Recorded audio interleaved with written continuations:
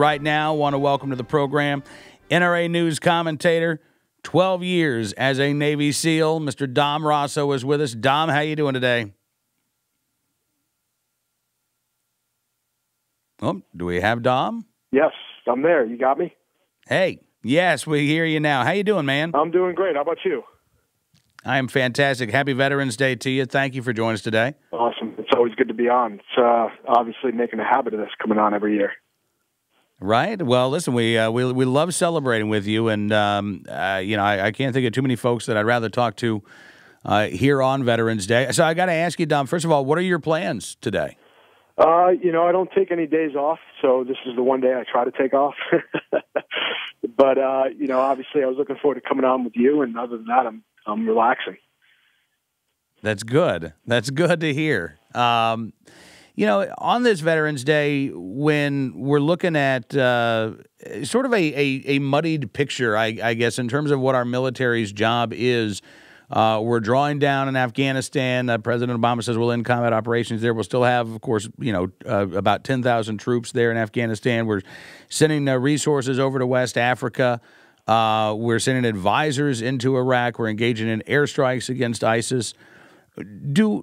Dom, do we have a clear sense of what the military's job and duties are in 2014? Well, 2014, 2015, I mean, even for our entire history, I mean, the first word, even when we start kind of recapping everything that we've done, everything we're doing, and everything we need to do is adaptation. We've always adapted to what the needs of the world are, the world police, Team America.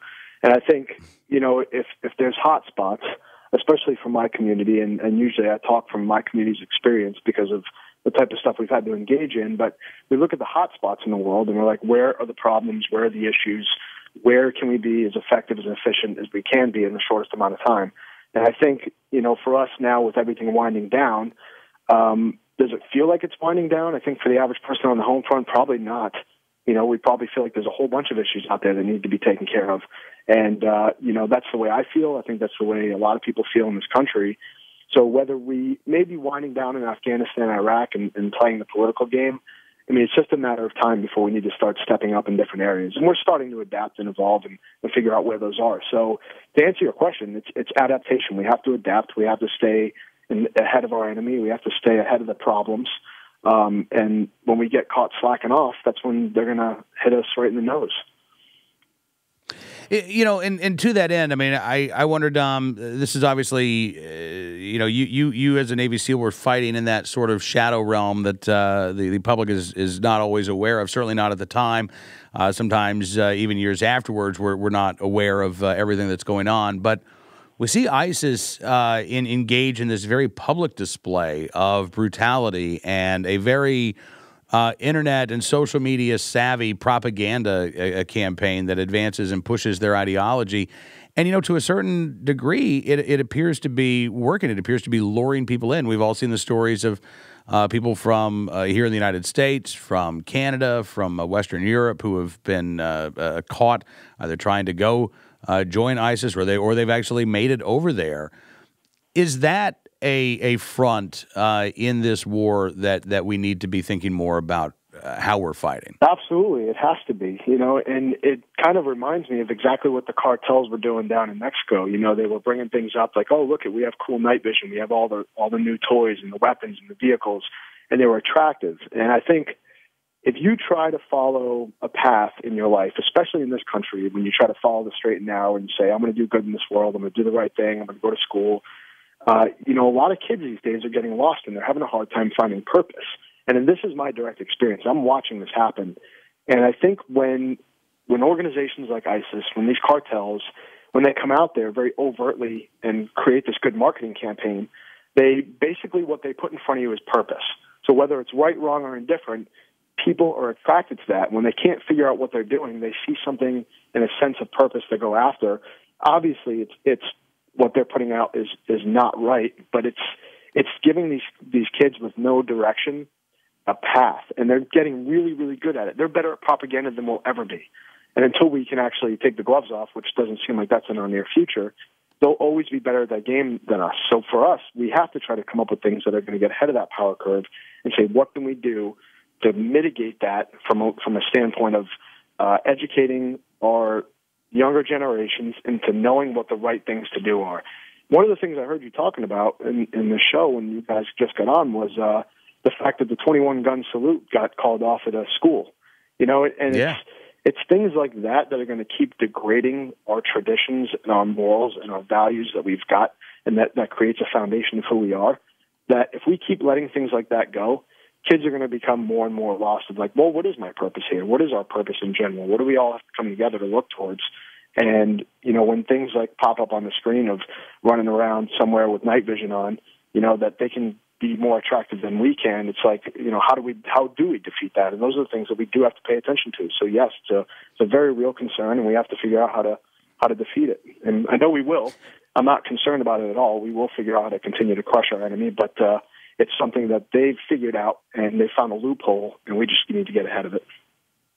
To that end, I guess, are you concerned about seeing this pop up here at home? We saw a couple of attacks in Canada recently, and as you say, if we are degrading our traditions and our civic knowledge, if we are leaving it an open-ended question as to, is this a great country, and our kids aren't getting that answer, are you concerned that we might see that ideology spread here within our borders? Well, I think, we've already seen a little bit of it. People always come to me and they're like, they're losing hope and they're losing faith that we're actually going to be able to handle this issue. But when I always hear that, I'm always like, of course we're going to be able to overcome it. We've been doing it for thousands and thousands of years. And there's guys like myself that are always going to be here. There's going to be warriors across this world in our country that will remain strong and always step up when it's needed. And the thing is politics seems to get in guys like that want to do the right thing. It seems to get in the way because politics become an issue. And you can't actually make an effect or actually take care of the problem like we want to. We all know what we want to do, but we can't because, there's rules and, we have to follow and all that stuff. And it slows us down. But when you hit us in the nose, 9/11, we are like, okay, we have to take action now. And it really is unfortunate that we've become a culture that it doesn't get to that, until it gets to that point, we don't take action. And we just need to find a happy medium and continue to evolve to take care of these issues before we have another 9/11. And I think that's what everybody needs to be aware of. And everybody I know is waking up. Everybody I know is like, hey, we can't keep letting this go on or else we're going to have the same problem. So I see people starting to educate themselves and become more aware. So that's good. We just need to keep on that path and keep the momentum up. Yeah, and I'm with you. I hear more people saying this too. Where I don't hear people saying this is actually in this administration. You even look around, Dom, you'll see, reliably liberal/progressive pundits Absolutely. who are saying, boy, it seems like the president is strangely detached from the crisis here, what's going on with ISIS. That's, I guess, what really concerns me. And maybe we saw that on Election Day, the concern of Americans who feel like, okay, we all recognize what's going on here, but we sense this disconnect between what we see and how Washington seems to be responding to these threats. No, absolutely. I think, it's almost like there's a force field around the politicians that exist right now. And I know it's a lot more convoluted and complex than that, but, at times, you're right. I'll see a liberal, Democrat. I mean, it doesn't even matter at this point. People are like, hey, what is going on? And why isn't this being stopped and fixed? And it's almost... that's why I continue to do what I'm doing, to make an impact. Where can I put my hand in? Where can I get involved? And I think the more people that do that, especially people with real-world experience, including our veterans, I think veterans are going to play a vital role in shifting the leadership in this country.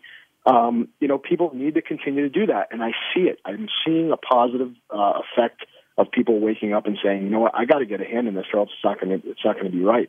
If there's one thing, Kim, that I learned throughout my entire career was if you see an issue and you see a problem, I realized that it would never get taken care of unless I did something about it. And I think people need to have that mentality now more than ever.